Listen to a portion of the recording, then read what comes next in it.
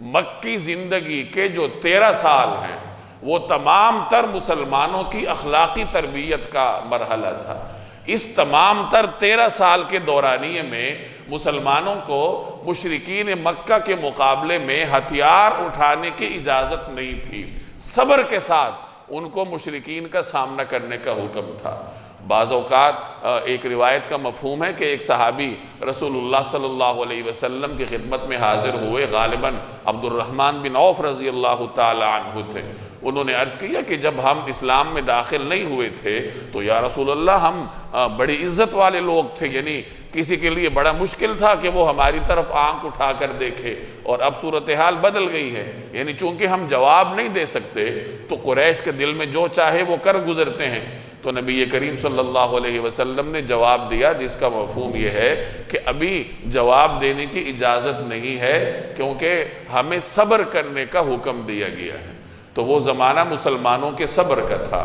اخلاقی طور پر اعلیٰ اقدار کے حصول کا زمانہ تھا، اور جب مسلمان معاشرتی طور پر اعلیٰ اخلاقی اقدار میں خود کفیل ہو گئے،